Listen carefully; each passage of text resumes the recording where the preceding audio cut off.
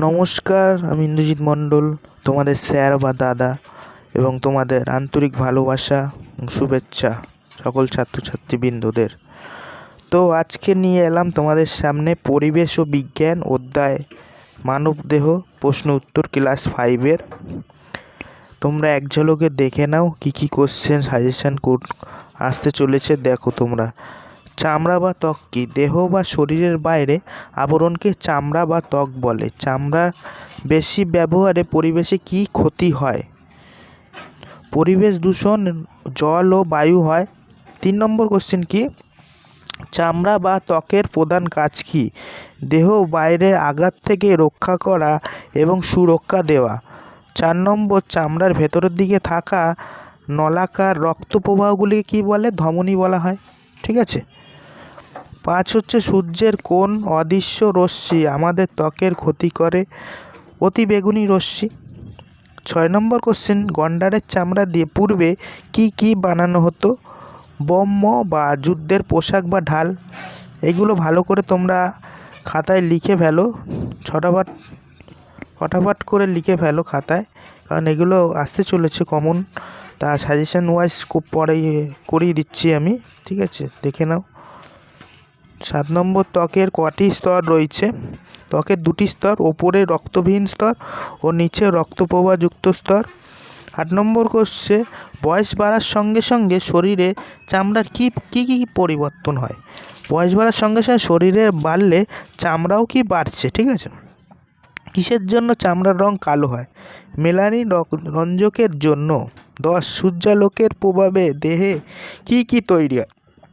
Melanin ও vitamin D. 11 নম্বর question, অনেক সময় বয়সকালে কালো চামড়া অনেক জায়গায় সাদা হয়ে যায় কেন? অপুষ্টি বা অসুখের কারণে শরীরে ওইসব জায়গায় মেলানিন তৈরি না হওয়ায় সেই জায়গাগুলি সাদা হয়ে যায়। ঘামে কি থাকে? ঘামে নুন ও শরীরের পক্ষে ক্ষতিকর কিছু বর্জ্য পদার্থ থাকে। 13, সাপের চামড়া বা ত্বকে কি দিয়ে ঢাকা থাকে? সাপের চামড়া বা ত্বক আঁশ দিয়ে ঢাকা থাকে। এগুলো তোমরা খাতায় ফটাফট লিখে ফেলো। আর ভিডিওটি বেশি বড় করলাম না, তোমরা এক ঝলকে দেখে নাও আর খাতায় লিখে নাও। আর পিডিএফ যদি লাগে তাহলে আমার সাথে অবশ্যই কন্ট্যাক্ট করো।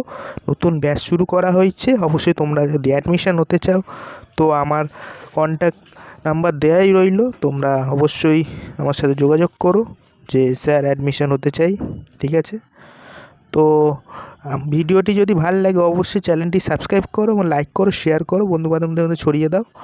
এবং আশা করি তোমরা নিশ্চিত ভালো একটা পরীক্ষা দিয়ে সাফল্য অর্জন করবে, এটাই আমার কামনা এবং আশা রইল তোমাদের। ওকে, গুড বাই, ভালো থেকো ছাত্রছাত্রী বন্ধুরা। আজকে এই পর্যন্ত। তোমরা দেখে নাও কি কোশ্চেন করা হয়েছে, এক ঝলকে দেখে নাও। আর পিডিএফটি লাগলে অবশ্যই বলো, আমি দিয়ে দেবো, হোয়াটসঅ্যাপ গ্রুপের মাধ্যমে দিয়ে দেবো। ঠিক আছে। আর বেশি দেরি না করে অ্যাডমিশান হয়ে যাও, এখানে সাজেশান অনুযায়ী পড়ানো হয়। ঠিক আছে। আমি কোনো অন্য স্যার ম্যাডামের মতন না, তোমরা ব্যাচে এসে দেখতে পারো যে অন্য স্যার ম্যাডামরা কীভাবে পড়াচ্ছে বা কী করাচ্ছে। ঠিক আছে। অনেক স্যার ম্যাডামরা আছে তোমাদের বোঝাবেন না, লিখিয়ে দেবে। তা আমি বেশি কথা না বাড়িয়ে আজকে এই পর্যন্ত ভিডিওটি রাখলাম। তো ভালো থেকো, সুস্থ থেকো, আর ভালো করে জোর কদমে পড়াশোনা করো। Good bye.